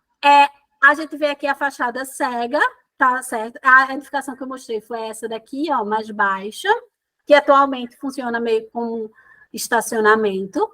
Aqui está, esse grande volume é o auditório, né? E a gente vê os panos de fachada, o pano de fachada, na verdade, nessa face, com blocos em concreto, que ora eles têm um comportamento orgânico, ora ele tem um comportamento liso, né? E a gente consegue perceber a questão da sujidade justamente no topo dessa parte da edificação. E aí a gente vê mais de perto, né, a questão do uso da forma para a questão estética, né, criando um jogo de reentrância e saliência, assim como, né, essa texturização, e a gente vê a utilização de óculos para permitir a ventilação na parte de baixo, né, onde tem calor, né, para ver essas trocas de ventilação. E a gente vê em alguns pontos, por exemplo, essa edificação que fica ao lado do auditório tem o mesmo, como é que eu posso dizer, acabamento de textura de blocos que ficam em frente à edificação, na entrada principal, que justamente funcionam como jardins, né? Na verdade, essa textura, ela tem um problema que, com o passar do tempo, por não ter manutenção, por não ter uma limpeza, ela começa a agregar sujidade. Aí a gente vê aqui mais para perto, né, a incidência de crosta negra, a sujidade. E aí, ainda nesse bloco, a gente vê na lateral dele, a gente vê que vai ter uma marcação muito clara do elemento estrutural, a questão da reentrância de saliência em fachada, né, e o uso de contrafortes nas bases dos pilares, no embasamento da edificação. Aqui a gente vê o uso de cobogóis, né, como facilitador, né, justamente dessa questão da ventilação, e também, para tristeza, né, a gente viu nesse dia, possivelmente tem um problema e um vazamento de água fria, porque a água jorrava de maneira insistente, né, mas a gente consegue perceber que houve um uso de elementos pré-moldados, né, e esses pré-moldados, mais à frente a gente vai conseguir entender, que eles funcionam também como elementos de seteiras, para ventilação também. Então, quando a gente se aproxima, a gente consegue ver aberturas laterais, né, seteiras, justamente para permitir a ventilação cruzada, né, e também não permitir que a insolação, né, a incidência solar entre o interior da edificação. Já na fachada leste, a gente começa a ver um outro comportamento, né? A gente vê esquadrias, a gente vê ainda a marcação muito clara da estrutura, mas vê também o uso de pré-moldado nos peitoris e o uso desses peitoris como peitoril ventilado, né? Essas aberturas aqui, elas permitem a troca de ventilação no interior da edificação ao nível do usuário. E aí o estado de conservação, como a gente falou, atualmente a edificação está sem uso, né, o que compromete a questão da sua manutenção e conservação. Existem vazamentos, isso a gente está vendo pelo exterior, né, porque a gente não conseguiu adentrar a edificação ainda, infelizmente. De água fria, a gente sabe que incidência de água é um elemento catalisador para outras manifestações patológicas, né? A gente consegue perceber claramente que existem sujidades na fachada que é em concreto aparente, né? E essas texturas em vários elementos da fachada contribuem justamente para que haja essa incidência, né? Essa proliferação do mofo e das crostas negras, né? E essa ausência de manutenção interfere nisso também. A gente conseguiu ver, não deu para fotografar, porque a gente estava ao longe, né? Fluorescências nos painéis de revestimento cerâmico.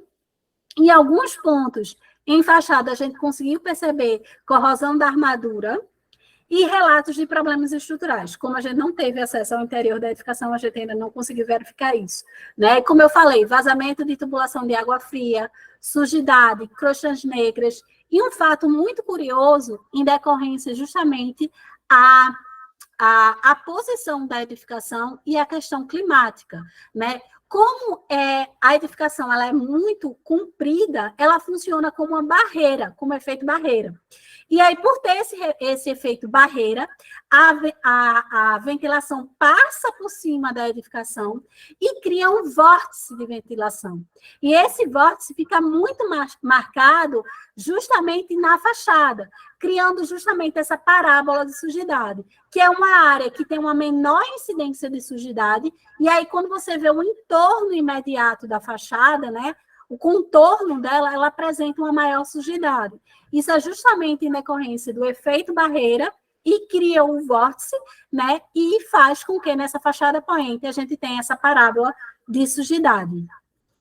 A gente também vê, logo na entrada, elementos de acessibilidade como rampas com fissuras, escoras, indício de recalque dessa estrutura, né, que está escorada de forma bem improvisada. E quais são as nossas considerações finais, iniciais desse trabalho, né? Essa edificação, ela possui um valor simbólico e emblemático na paisagem de Recife, né? E ela tem uma grandiosidade, tanto do ponto de vista da edificação em si, né, como a identificação, né, de aspectos de dimensão histórica. Então, é extremamente importante que a gente comece a mapear, comece a identificar as várias dimensões dessa edificação, principalmente o trabalho compreende, né, a questão da dimensão da tectônica, as dimensões espaciais, a questão da conservação e como essa edificação está no período atual, né? Essa contribuição da documentação justamente visa a preservação da edificação, né, para uma futura reforma, para que quando ela seja restaurada e esses reforços estruturais aconteçam, exista uma compatibilização, né, com as técnicas construtivas, com a tectônica da edificação, né? A gente vê vários exemplares de intervenções que não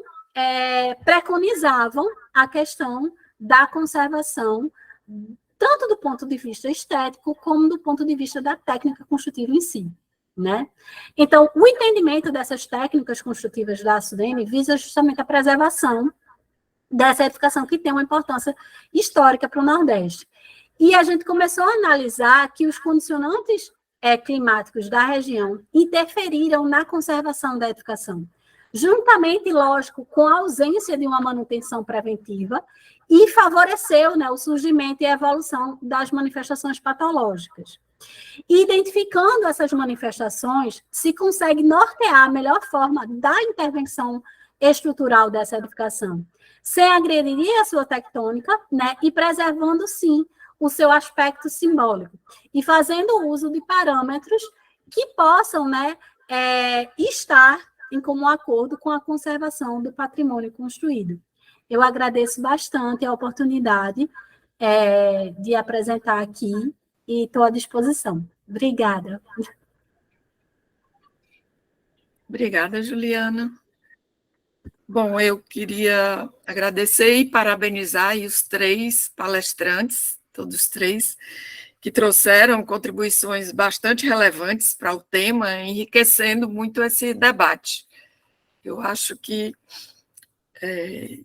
o evento realmente está sendo muito rico, a gente está conhecendo coisas que nem sabíamos, como, por exemplo, essa edificação que o Ricardo trouxe, da colônia de férias de Garanhuns, é uma edificação, um exemplar moderno, assim, de desenho muito bonito, e que sofreu uma descaracterização enorme, né? Então, isso é também um desconhecimento e que a gente tem e que é trazido aqui para que se conheça e se veja o que pode ser feito, né? A Alda, ela trouxe também, muito interessante a fala dela, com relação a esse patrimônio cultural do Rio de Janeiro, o patrimônio cultural carioca, e como você vem estudando isso, essa metodologia que você usa, achei incrível, né? E o conceito de etnoconservação, eu acho que isso deveria ser até expandido para outras categorias, né? É muito louvável aí, eu acho, esse estudo. Achei incrível. E, por fim, a fala da Juliana, que traz outra edificação, coincidentemente também, em Pernambuco, e também de uma forma até semelhante, né? Forma sinuosa, embora em outra escala, mas também, Juliana, chama atenção para a maneira como você analisou isso, o detalhamento de toda essa problemática, né, de toda a história do edifício, né, o uso, como é que ele se transformou, a questão da falta de uso atual e as consequências que isso traz. E você também deu muita ênfase à questão da tectônica, o concreto aparente, que é um material muitíssimo usado nessas edificações. Então, você chama atenção para isso e toca também nesse ponto da conservação. O que é que se pode fazer agora, daqui para frente? Você fez uma análise, né, muito aprofundada, muito bem feita, e eu acho que prepara a ação agora para o que pode ser feito com esses espaços, com esses edifícios que foram aqui falados. Bom, eu queria, então, abrir para perguntas, eu já vi que tem várias pessoas querendo falar. Mas, bom, eu não posso, né, morando aqui em Recife, sendo pernambucana, ver o Ricardo Paiva mostrar esse exemplar de Garanhuns, e a Júlia, numa das visitas, eu estava com ela presente, e com a Bruna, a gente fotografando ali, na luta, a Sudene, morrendo de medo de ser assaltada na BR, enfim, em quase 11 horas do dia, um sol quente, né, Juliana? Então, assim, e também parabenizar aqui a Alda, que nossa companheira, sempre presente, tanto aqui no Docomomo, quanto no ICOMOS, né, no ICOMOS Doc, e resgatando a documentação desse patrimônio moderno. Eu vou começar pela Alda, e, na verdade, sabe, Beatriz, não são nem perguntas, são colocações. Talvez tenha alguma pergunta no meio da fala, e eu vou procurar ser objetiva. Primeiro, eu acho muito importante que a gente discuta também a conservação da paisagem moderna. E como o Ricardo falou, que esse debate, essas discussões continuem, porque eu acho que a gente deu início, no ano passado, com o Fórum, Alda, de Paisagem e Modernidade, que você organizou junto comigo, e que foi muito bom a gente ver o Tabacou, ver o pessoal do Instituto Burle Marx, né, ouvir os pesquisadores de paisagem moderna no Brasil. A Alda, ela tem feito um trabalho de formiguinha, através de suas pesquisas pós-doutorais, doutorais também, eu conheço o trabalho de Alda, e falar sobre isso não é tarefa fácil. É ocupar um espaço necessário nessa discussão de conservação do moderno.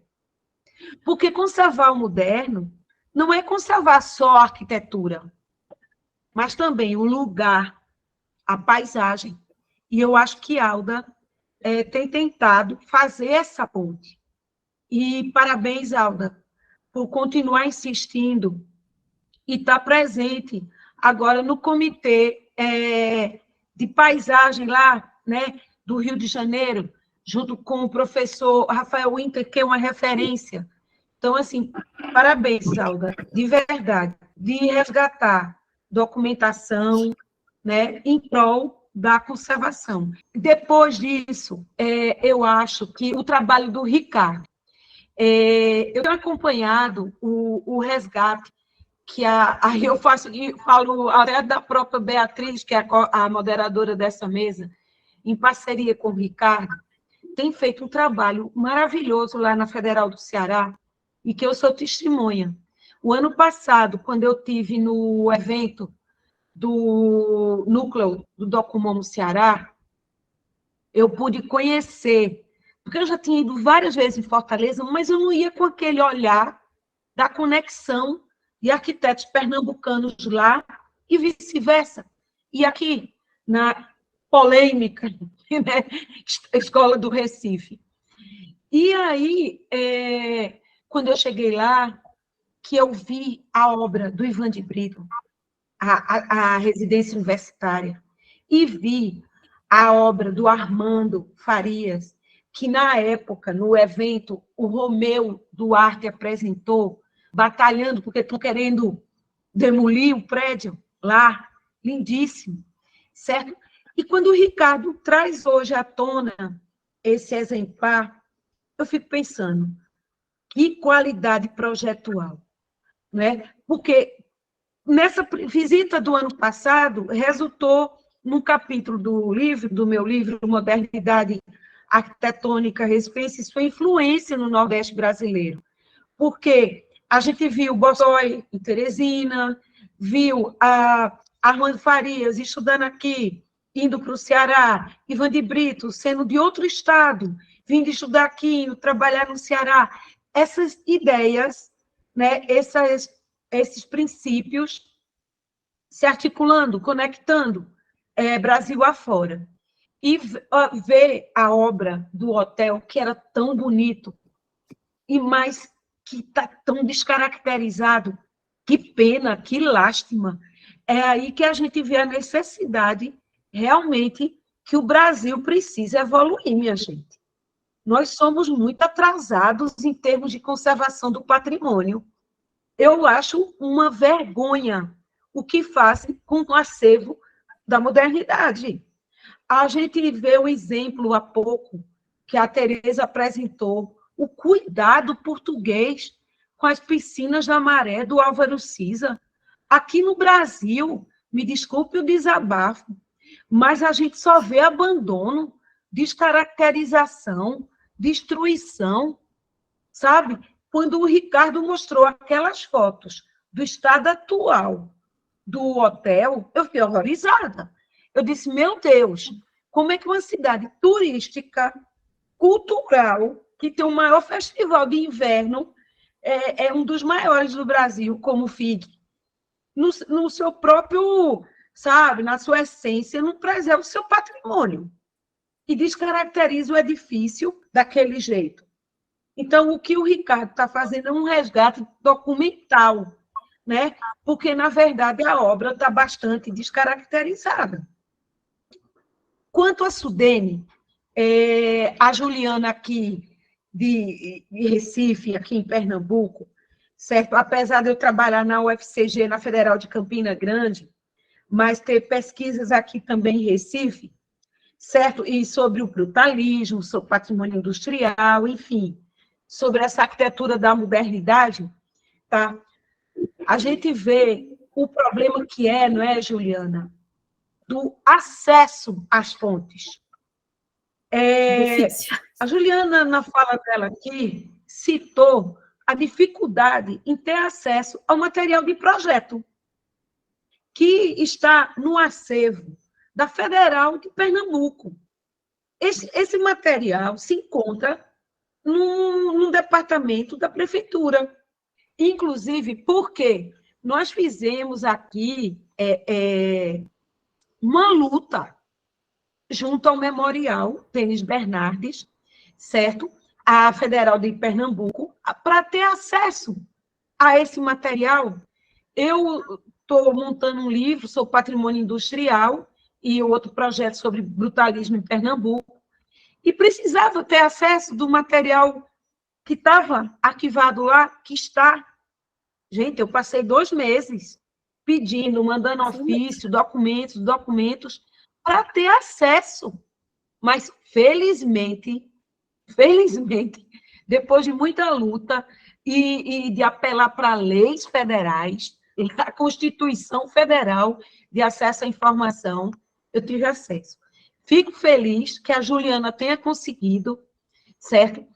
E eu digo, o acervo do MDB é maravilhoso, mas falta justamente agilidade, né, para ceder o acesso à informação.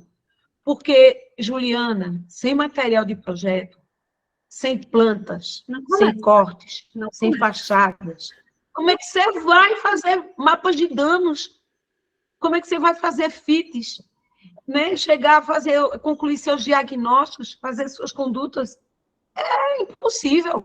Outro fato que Juliana está colocando que é verdade, eu digo nós, porque eu também estava tentando entrar para fotografar para o livro do brutalismo, só consegui fotografar externamente, porque não deixam os pesquisadores entrarem no edifício da SUDENE.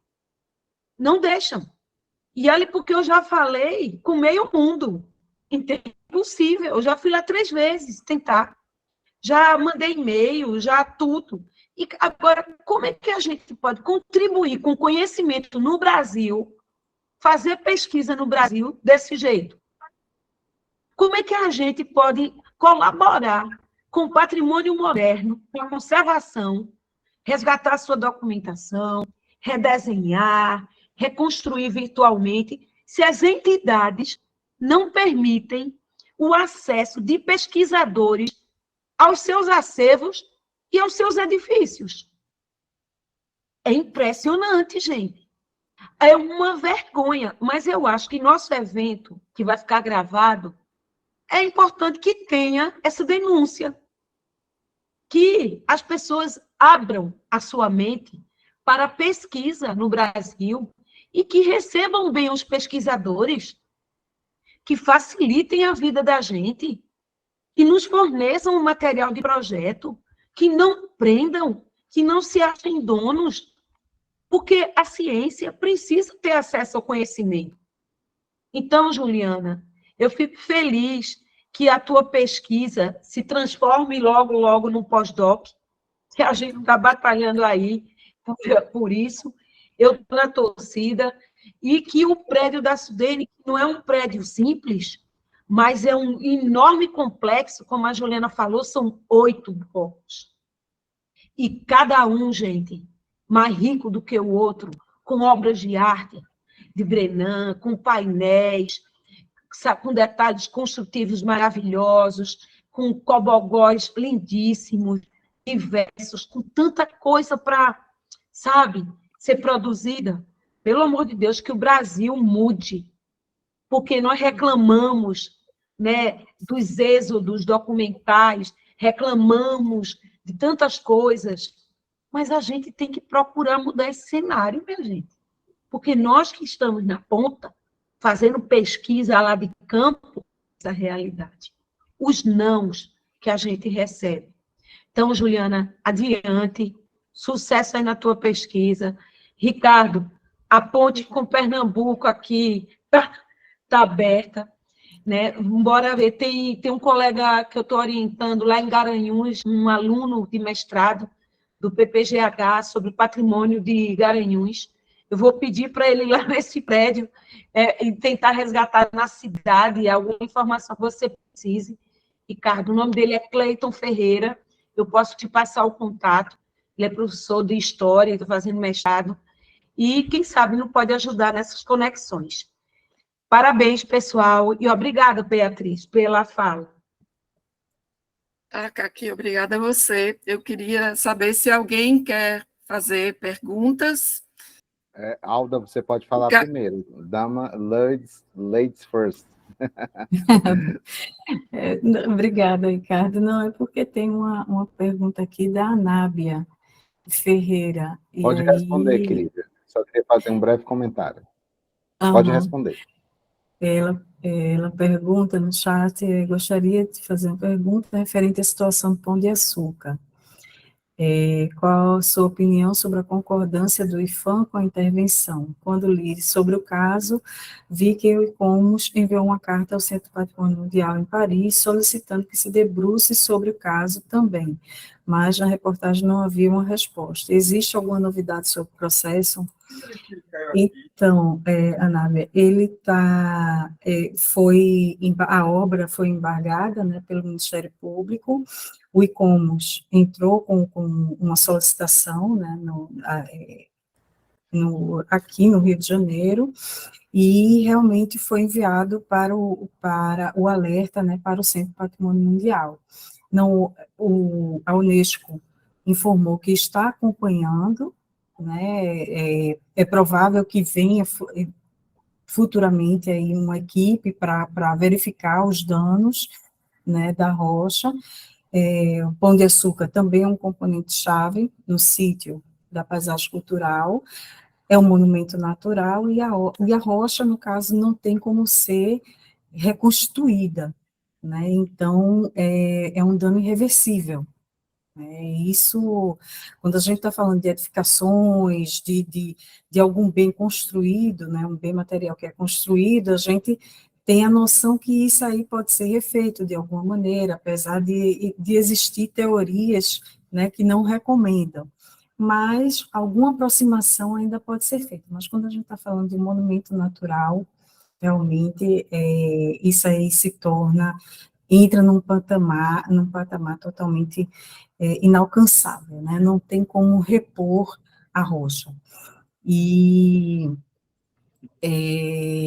se eu estou de acordo com o IPHAN, de forma alguma, também faço parte do ICOMOS, não estou, no caso, no Núcleo Rio de Janeiro, mas faço parte do Comitê de Documentação e alguns outros, paisagem cultural, né? E não estou de acordo, não. Né? Também faço parte da ABAP, não estou de acordo, o IPHAN vinha de uma gestão, né, num outro momento do governo, onde vários projetos a gente não pode sequer até mesmo criticar a posição do técnico, né, do técnico que autorizou, que liberou, que deu parecer favorável, né, porque muitas coisas foram, a gente pode até falar agora, porque nem isso a gente podia antes, muitas coisas foram manipuladas, né, para que pudesse se alcançar alguns objetivos, principalmente com fins econômicos. Então, o caso desse projeto da tirolesa no Pão de Açúcar é um deles. E aí, agora, quando houve a mudança de governo, esse projeto começou a ser executado de forma muito rápida, e quando chegou ao conhecimento do ICOMOS dos especialistas de maneira geral, isso aí já estava muito acelerado. Quem informou foram as pessoas que trabalhavam com escaladas e tal, então foram eles que fotografaram e enviaram, né, para que os especialistas tivessem conhecimento. E aí começou toda uma mobilização. Porém, o comitê gestor, naquele momento, ainda não estava formado. Entendeu? A gente houve a primeira reunião em março, depois abril, em maio teve várias outras para que esse comitê pudesse ser formado, e a gente não chegou a deliberar ou conversar com o IPHAN especificamente, sobre a questão da tirolesa. Então, vocês veem como, assim, mesmo, como eu estava falando, a participação social, ela acontece de uma forma muito lenta, e a obra acontecendo. Não vou dizer dia e noite, porque eu nem sei se a noite estava, mas o dia inteiro, rocha sendo removida e tal, e a gente sem conseguir fazer nada. Então, o estado de aflição, né, dos especialistas era imenso, a gente querendo que implantasse logo o comitê gestor, e a gente não dava conta de fazer essa comunicação. Quem tomou a frente foi o ICOMOS, né, através do Núcleo Rio, que aí tem o Rafael Inter, tem outros, que é o meu supervisor, tem outros, né, também envolvidos, e foi excepcional, assim, nesse ato, assim, de emergência, realmente, de parar a obra para que isso aí pudesse ser analisado, né, e Deus queira embargar dessa obra e retirada totalmente. Agora, o que já foi feito, infelizmente, foi. Ok, Alda. Ricardo, por favor. Bem, era fazer um breve comentário aqui, né? A apresentação da Alda, eu já acompanho um pouco, é incrível esse trabalho dela.